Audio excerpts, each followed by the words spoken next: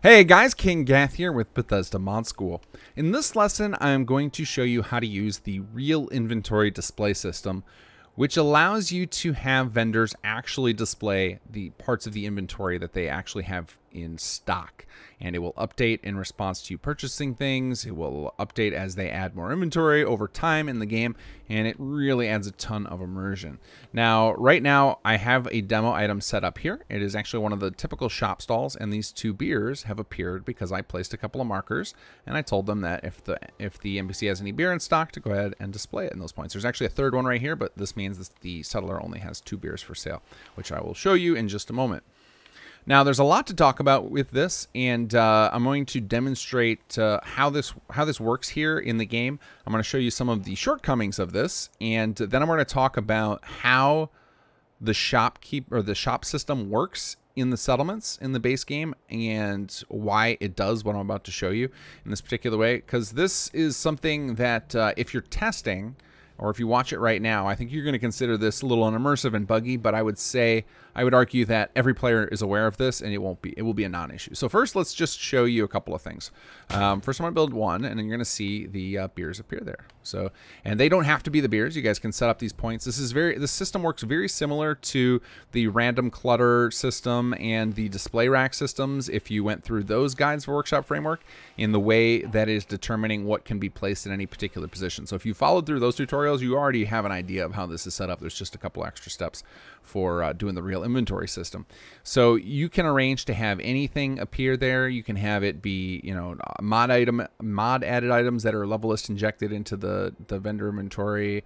It can be any of the vanilla items. You can do this for all the different shop types, and it doesn't even have to be these assignable shops. You can actually arrange to set up a shelf that shows off their wares, and then allow players to build like a little hand-built shop where they build all the things, or a series of items that have different items on them. Maybe you want to do all the beers on a shelf, and you want to do all of the food on a shelf, and whatever else the different types sell. And this works for all the different shop types, and it works for custom shops, which I haven't done a tutorial on Workshop Framework custom shops yet, but I definitely will in the future. And once you have that knowledge, and maybe that tutorial's out by the time you're watching this one, that it does work with those as well. So you can literally arrange any shopkeeper to display anything they have in stock. Now, I'm going to demonstrate this when the player purchases, and I built the second one for a very important reason regarding that. Water. Hell, even another water pump would help. All right, let's go ahead and get the barter up here. I'll take a look. Sure. Great. Hopefully I remember to give myself some caps. Yep, I got 5,000. All right, so you can see they've got 2 beers. So I'm going to go ahead and just purchase one for now. And just a second later, there we go, it disappears. And there's a little bit of a delay in the update just because of how complicated the back end behind shops are. But it works, so it will take away those items as they go. And then we'll go ahead and look over here, and you'll see that it disappeared from that one as well. So this is where I need to talk about how the shops actually work. In workshop modes, you understand why that would happen, and then I'll tell you why I think it's a non-issue. So the one thing to know about shops is that they actually share inventory between different shop types. So inside of a settlement, you can have any of these 6 shop types. You got the trader, which is just a little bit of everything. You got the armor shop, the weapon shop, the food and drink, which is the bar. You've got the clinic, where you can get healed, get your rads removed, and buy medical supplies, and then the clothing shop. So these 6 types, anytime you build multiple of them, even if you build multiple levels, even if I were to build one of this level 3 one, the trading emporium versus the shop versus the stand, if I build one of each, they all share parts of their inventory. And that is something I believe Bethesda did to prevent a breaking of the game, where players could basically generate infinite caps. It could have also just been a resource issue. Like, they didn't want to have that many different vendor containers, because each time, or for each one of these shops, there's actually 4 invisible vendor containers that manage that system, and those are used for these various levels, and then they're used for the special vendor system, which some of you might be aware of. So there's a lot of back-end complications there. But I think most players are aware of the fact that there's no use in building multiple of a particular shop type in a single settlement because of the shared inventory. So I don't think you're going to see situations like this, where the player's building 2 of a bar and then having this duplication happen where you know, you buy from one and it actually comes off of the other. But the reason that it's good to know this is because while that is true, you're not going to have to worry about players building multiple stalls. If you are setting up stuff like shelving that displays the items, then you would be kind of encouraging the player to build multiple of those. And then you would want to be aware of how this stuff works so that you can make your decisions in the CK and when you're planning out your shelving to avoid that issue, avoid that non-immersion of having multiple items disappearing off of various shelves when the player's only purchasing 1 or 2 or whatever. So one way you can plan around that is to make sure that the different shelves that you build are designed to have different items, and then you can just encourage the player in your mod description to build singles of those, or just, you know, let them know of this issue if you go about it. And there's really no great way around that. One of the ways you can get around it was with some settlements. We actually have, if you do it on a plot, you can actually arrange so that all of the shelves are aware of each other. But in general workshop mode, these different items are not aware of each other. They all exist independent, and so you would end up with the duplication. Some settlements can get around it, but these individuals cannot. So that is a limitation, but I think it's worth it. I think this is just too fun of a system, and I would love to see more of these shops that could display all the different inventory, especially because you can see with some of these. So if we build some of these bigger shops, let's go to something like this guy. You can tell that Bethesda, and it's not going to let me build it now. Let's see. Maybe if we have to build one of the. Can I build this one? It has to do with when you're in God mode. The number of caps starts limiting what you can actually build. Is it not gonna? Oh, it's because of the local leader. Okay, but you can see just looking at the previews down there, something like the high level ones, they have all these display racks, and you can kind of tell that Bethesda would have loved to display all that, but I'm sure they had to strip any items that might have been on there for the sake of Xbox players whose systems would have just melted under that amount of 3D being rendered. So this gives us the chance to have that. Now we can take something like that tier 3 stall and fill up all those little racks and stuff with actual inventory that these guys have for sale. All right, so we'll go ahead and purchase the last beer just so you guys can see that it does work.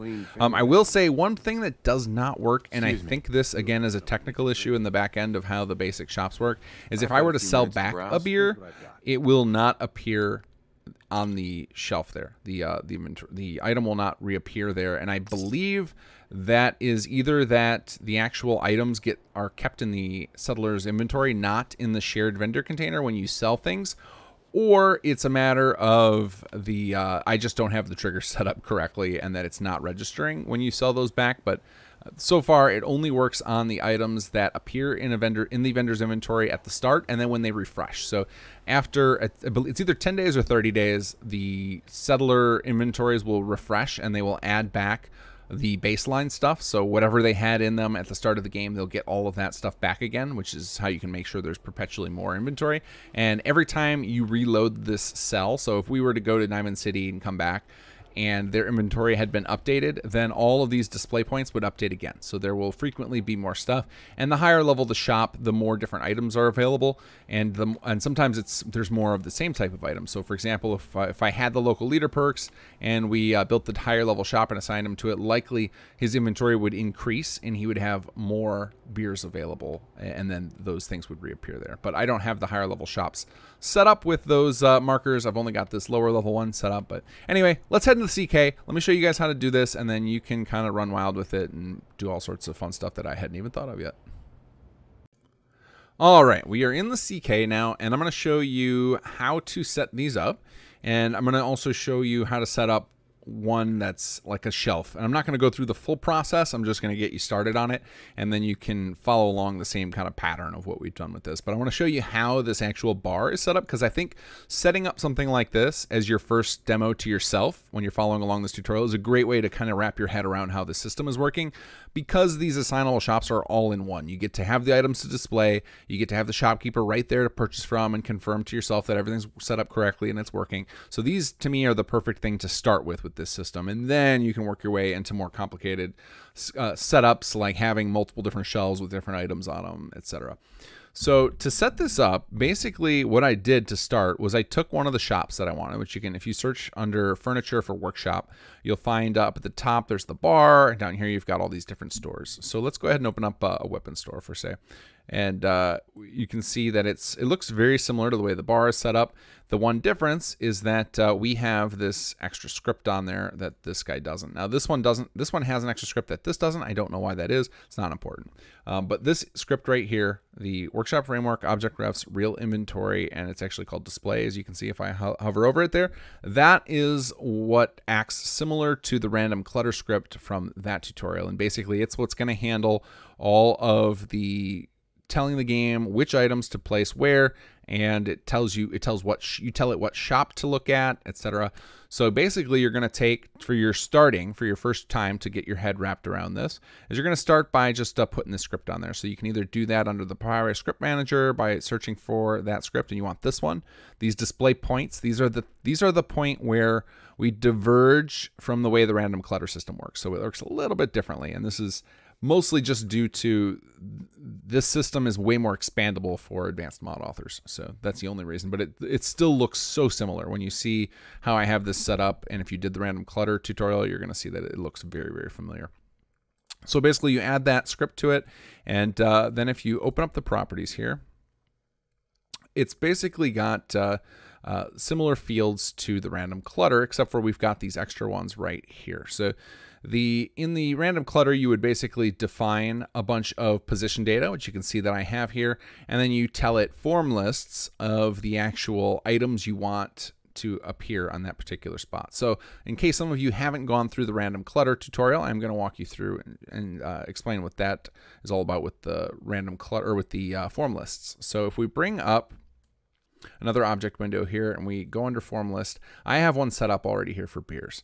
And basically what you're doing with these types of systems, these systems where Workshop Framework is displaying different items, is you create yourself a new form list and you drag all the different items that you think excuse me, should appear in a particular spot. So it's a good idea to make sure that these items all have the same origin point. So I'm going to bring up my render window if I can find out what I did with that thing. Let's see here. Actually, let's just go ahead and close some of these. You don't need this. We don't need this weapons workbench open anymore. We can come back into this in a moment, and we'll just shrink that guy down. So where did I stick my render? Oh, here it is over on the other monitor. Okay, so we're gonna go into a test cell here. So I should have a let's see. Did I put it under holding cell? Yep, here we go. Okay, so what you want to do when you're deciding on positioning of items, and if you didn't go through the random clutter, this is going to be important to understand here. But basically what you want to do is start out by placing the object that you want items to appear on. So in this case, we're going to drop our little shop in here. Then what we're going to do is we're going to start placing the items that we might want to appear at any particular point, because we got to figure out is where all these things are positioned at. Now, before we even start doing that, what we want to do with our item that we dropped into a cell, and if you don't know about setting up cells and dragging items into them, you need to go way back to the Creation Kit 101 tutorial and go through that first before you go through this. But one thing you want to do is once you drag it into a cell, you want to make sure it's at 0, 0, 0. And the reason for that is that when we're setting up the coordinates of where these different items are going to appear, you have to do it. It's always going to be done relative to that item in the game world. And so since you're going to actually have to take the 3D coordinates of the items that you place, you want to make sure that they're relative to this. And so if you have it at 0, 0, 0, you can just use the actual coordinates of the item that you place inside the creation kit. Whereas if you had this offset, then looking at the coordinates, and what I mean by the coordinates is if we double click on an item, you get to see these X, Y, Z positions, and you're literally going to be taking these and copy pasting them. And the only way that works is if this thing you're basing your items relative to is at 0, 0, 0. If you don't understand the 3D of that, don't worry about it. Just do that. Just do that. Just make sure whatever item you're positioning on is at 0, 0, 0. Okay, so we're going to go in and we're going to place these beers down so you guys can see how I came up with the positions that I did. And then that'll tie us back to those form lists so you understand how to fill them out correctly. So we're going to go under potion, which is where any consumables are, and we're going to go ahead and search for beer. And we're going to go ahead and drop a Gwinnett Ale on this desk here, or on this counter.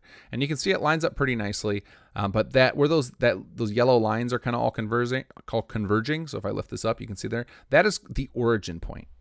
And that is what we're interested in. Wherever that is, when we open this up, those coordinates, that's telling you where that point is. So what we basically want to do is set down some items, and we want to arrange so that they look nice. And then the origin point is only important for the sake of aligning other objects. You can have this intersecting. So if we wanted this thing to be sunk in like that, we absolutely could. It's not important. The physics of it, the game will deal with when we tell it invalid. But what's important about that origin point is that any items that you want to be interchangeable with any particular point, you need to make sure that they all have an origin that will match up nicely, has a similar position. And if you want a detail or a visual explanation of that, go check out the display rack system. I think I did a good job covering it there in that video, where there's different grenades, and I show how you need to set some of them at different positions. But basically, when you're arranging a point, let's say we want not just beer to appear here, but maybe we're just like, basically any food item you've got. You're going to want to test that and make sure it's going to work first by taking a lot of those different foods. So if we take like something like Instamash here, and we go ahead and drag it, you can see that it does have a origin that lays flat on the table. So that would probably work. If these two swap positions, you can see that where'd that go? We need that to close that. All right. So that those lay flat on the counter. Those would work nicely. But occasionally you'll find some items where the origin, that yellow line, does not match flush on a surface. Sometimes it's right in the center of the object. So like, let's pretend that yellow arrow was right in the center of the Instamash, and then we took this and swapped it with the Instamash, then this thing would be here in the center, would be in its origin. So that's important to know, is you want to pick items to be interchangeable with each other that have a point that will look good, where all their yellow cross points will look good in the same when used together. So that's really important. And then once you've got your positions figured out of your different items, kind of like, I'm happy with any food item appearing here, any of a certain item, then you create a form list with all the items you would be happy to appear in this particular location. So for this, I just want all the beers to appear here. So we've created that list. We know that, and I know this from testing, you should always test yourself before. You shouldn't make assumptions. You can make assumptions for stuff like this where it's pretty obvious they're all going to share. They probably all share the same model and just have a different texture. But it doesn't take long to test, especially with the Alt scroll wheel test. You can roll your mouse wheel, and it'll usually jump between similar items. And you can see down here in my cell view, it is showing me the item that it's changing to when I roll my mouse wheel. And I can see all of these are easily appearing in the exact same coordinates. They have the exact same origin point. So you set up all of those items that you're happy to appear in a particular location as a form list. Once you have that done, you're ready to create a real inventory display point. And that's what these little red X's are. I've already done that. And the real inventory display point are two things. They're basically you're going to tell the real inventory display, which would be our script on that bar. So if we bring that guy up, I shrunk it down here. So if we bring up our properties again, and we bring up this here, if we were to add something here, so if you were creating a fresh one from scratch, I'll show you that. Don't worry, I'll show you that just in case this isn't clicking for you. But we're going to edit one of these. But if this were blank, you'd click add, and you're going to get a screen like this, but yours just wouldn't have any of this data filled out. So basically, all we're doing here is we're setting out the coordinates and rotation of this thing. So let's say we want to add another thing to here. So let's do that. This way you guys can follow along perfectly. So we'll go ahead and clear these ones out. We'll hit edit value. We'll add one. So we're going to add. So if you were setting up a fresh one, this is what you would be seeing. And what you would do is take these coordinates and just copy them in. So we want to go, that's position X. This is position Y. And one thing that's quirky with the creation kit is if you were to come over here and double click on these, notice it doesn't select negative numbers. So what I'm actually doing is I'm clicking in it, hitting Control A, Control C, and then Control C. So Control A selects everything, including the negative. Control C copies it. And then I just double click on this, Control V, paste it in. If you had rotation, you do the same thing for the angles. We don't, so we're not going to bother. Now the last thing you need to fill in here is the object form. And this is where you're going to point to the real inventory display point. And I'll show you how to create those in just a second. But first I want to talk about a couple other things. The force static is not used. Everything is made static in this regard, so that way the player can't just walk up to the counter and steal those items. And then F-scale does work. You can set a scale for it. Plugin name and form ID, those can be used instead of object form. But for the way that these particular items have to be set up, there's no point to that. And the idea there is you could access items from another mod so that you don't have to make it a requirement of your mod instead of using the object form. But because these require these special real inventory display points, it's pretty unlikely that you're going to have a lot of other mods with those defined that you would ever be tackling. It's not like you're trying to get at a DLC weapon or something like that. You actually have to set up these specific points and objects that you're going to be selecting here. So let's go ahead and set up one of these objects before we select it here. So we're going to go ahead and go under Activator. And we're going to take, there's actually one set up in here that you can use as a demo here, RIDP. And basically you could take this and edit it. And I don't know if we have a template set up. Let's see here. Sometimes I set up, yep, I do have a template. Perfect. So you can use this template here. This will have some of the basics filled out for you to get started. And what this has filled out is it has this keyword here, which is really important for the system, and it has the script already added to it. And it has a model chosen. And the marker is not important. It's checked in as is marker because we don't want this thing to ever appear in the game. This is just supposed to be an invisible object that the game can use to position the final inventory that the actual NPC has in the game world. So this is an item you can just basically take this, open that up, this template version, this template real inventory display point, change this editor ID, hit OK to save it. Now you've got yourself a copy. And you're going to want to create a copy of this for each of those form lists you create. So for every grouping of items, so say for example, we talked about when we were in game, maybe I want to set it up so that, you know, we've got one for beer, we've got another one for food, maybe we want another one for cooked food. And we want to set up different lists for each of those. Well, for each of those lists you have, you're going to be creating another one of these display points. And the reason you'll see is on the script, if we double click it and bring up these properties, all it has here is a spot for that form list. That's the only property it takes. And so we fill that out. So we go ahead and select this, and we're going to go ahead and do our beer list. So I already have the beer list set up.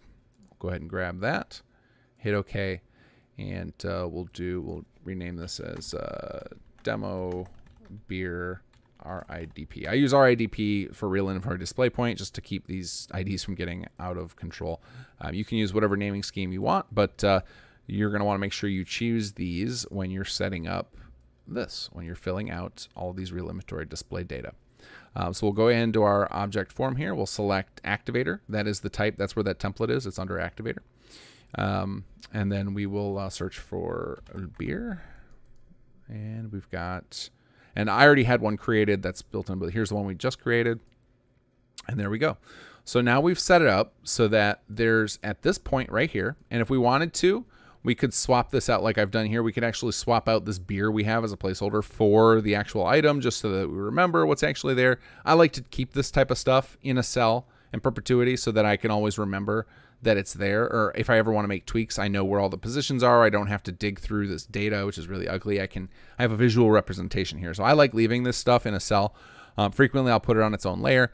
If you want to know how to do that sort of stuff, go check out the Creation Kit series of Bethesda Mod School. It'll walk you through a lot of that stuff. So that's it. You can set up as many of these as you want on the object. So we have the 3. You could set up all sorts of them, and they don't have to be flat on the counter. You could have something that's hanging from this chain or from these bars up here or mounted across here. There's these little hooks you could have stuff hanging from. You could do whatever you want. The items could even be floating in midair. It doesn't matter. The system does not worry about physics with this. I just happen to be placing on the counter because that seems good and real. But you could definitely do something like maybe if they have raw meat for sale, have it hanging from this hook. That would be pretty awesome. The sky's the limit. Whatever you want to do with your imagination, you can set it up to work with this. And so you can have as many of these entries as you want, and the game will tackle them. Now, obviously, the more of these you have, the slower the system will go. There's also another thing that I put in the notes down here, is that there is a little efficiency thing that I was able to do to the code, that if you have any points that are using the same form list, that are using the same real inventory display point. So say we had multiple of the beers. If you make sure that they're in all together, clunched together in here in your little definition, it's a little faster. The code can run a little faster because it can cache some of the data. So just keep that in mind. If you're doing a giant list, try and keep all the ones that are the same types all together. And if you do them in the wrong order by mistake, you can move up, move down, and get them all sorted together. And we can expand this. And sometimes you get lucky and you can actually see the object form. So if we had multiple beer WSF demo beer RIDPs in here and we put them all together, it would make the code run a little quicker. And then you would see things like when we exited out of the shopkeeper's inventory and it takes a second for those to disappear, that part goes like that's how quickly it was when they are all the same. If they were in different order and there were like 100 different ones that had to check through, that might have taken quite a few more seconds before those items actually disappeared. So keep that in mind if you're having some efficiency issues. That might help to sort this out a little bit. Now, the other thing I want to talk about here is this real inventory display nodes. So if you've gone through my random clutter and display rack tutorials, I mentioned this briefly. I'll do the same here. If you know how to edit NIFs, you can avoid having to manually punch in these numbers by setting up nodes inside of your actual mesh file. And then when you go to fill this out, instead of actually having to fill out coordinates and rotation, you just give it the node name. So that's a little shortcut method for people who know how to create their own model files and create edits. But the nice thing about this method with the numbers is that this works without you having to include any meshes. You can do this with vanilla items, no problem, with DLC items, mod items, etc. But any of the meshes, you don't have to have any edits to them. So you can set these up real easily to work with those, which is a little more powerful and easier to use because you don't have to do anything in NIF scope in that regard. You don't have to have some fancy modeling thing to do that. So that's what this is for. You're going to set up one or the other, not both. So whatever one you choose, just go with that one. All right, now the last two fields we got to talk about are I vendor level and S vendor ID. So basically these are telling it which vendor inventory you want to look through. So now when we were in game, I talked about how some of the stuff works in the game engine, and that's important to know for these fields too. And there are basically three types of each of the shops, and I'm sure you've seen them before. Let's go ahead and bring up the shop search again. So we'll go to furniture, we will go for workshop, and we'll go down to the, actually let's go to the bars here. So we've got our level 1 bar, we've got our level 2 bar, and then we've got our level 3 bar. And each of these isn't just a fancier visual. It doesn't just mean that there's more caps available. Or for that you earn more caps or anything. It actually changes what inventory is available to those. And they cascade. So all of the inventory that this guy has, this shopkeeper will also have. And all the inventory this guy has, this shopkeeper will also have. But he'll have a little extra. This guy will have a little more than this guy. And then if you've heard of the tier 4 vendors, when they're assigned to this type of shop, they have a little extra inventory on top of that. In fact, it might be that they get their extra inventory no matter which shop they're assigned to. I'm not positive. I haven't played enough with those special vendors. But for example, for one that if you haven't heard of this special vendor system, somebody like the Vault Tech salesperson, I believe you assign them to the generic trader post, then he has a few extra items that will appear, and it's only him. He's the only one who has these special items. So the reason I'm showing you this is so you know how to fill out these fields. So this vendor level is either 0, 1, or 2. This is 0, this is 1, this is 2. So when you're doing these items that are assignable, which are clearly a type and they have a thing, I would probably set up the level to match it. But when you get into setting up shelves, you might want to set it up as just always do 2, because you're going to want it to work for any of the different types. So if we were setting up, a bar shelf that the player could build, we probably want it to work no matter what level the bar is, and we don't want it to be limiting to just the stuff that's in this low-level shop. We'd want it to also count the stuff in the high level. But maybe you have a reason not to do that. Maybe you want to set up a series without it. I give you guys the power, but I would say, or just so you understand, it's looking at vendor level 0 means only the inventory this guy has. Vendor level 1 means everything this guy has and what this guy has, and then vendor level 2 is everything all 3 shop types have. So S vendor ID is the next thing you'd set up. And for the generic shop types, I actually put it right in the documentation string down here. So you can see it's 0 for general store, 1 for armor, etc. So you just put in the number of whatever shop type it is that you're trying to set up this to get its inventory data from. So this has no impact whatsoever on what the shopkeeper will sell. This is only telling Workshop Framework which inventory containers to go check for when deciding what to display at these different points. So it's very important you set this up, but technically we could set up a bar and then change this vendor to look at the armor store. We set this to 1 here. Now all of a sudden, these things, when they go to check if they have inventory available, they would go look in the armor store inventory. Obviously, the armor store has no beer, so it would never display. So keep that in mind. You want to make sure that you have these set up correct. And this, just for people who are wondering, why is it accepts a string when we've got, excuse me, everything's an int. And if you're a coder, you might be wondering about that. And that is because I can take a string field, convert this to an integer for that sake, and then the string allows for the custom shops. So the custom shops actually have their own ID that would be a string as opposed to a number, mostly for compatibility sake, because it would be very difficult to coordinate unique numbers among all mod authors making custom shops, whereas each shopkeeper could each mod author could very easily make up their own string, you know, put a prefix with their name in it or something. So that is why this accepts either letters or numbers. But for the sake of most of you guys who are following along with this, you're not making a custom shop. You're just going to look down here, figure out which of the shop types you want to use the number for. And so so those 2 fields are really important. And then you choose one of these 2 to fill out. If you are making your own meshes and you know how to add nodes, you do that one. It's easier. Otherwise, you just follow these steps and add as many of these as you want. Okay, so that is how you set up one of those assignable. That's what I recommend you guys all start with, just so you can get a feel for it. Now, if you want to set up just a general shelf or you know, any type of display thing that's not necessarily assignable, I would recommend using the activator type. And just pick, you know, if you don't have something, if there's not something already that has a similar model, you can basically go into the static category, find something that you like, and grab the model path here. So we can copy this. Go over to activator, hit new and hit edit here and punch in the model. And then we give ourselves a custom name. So WSFW demo. And then we hit OK on that. And actually, I'm going to search this up. And then we're going to add our real inventory display script. That's not what we want. Let's see here. There we go. Okay. And then we bring this up.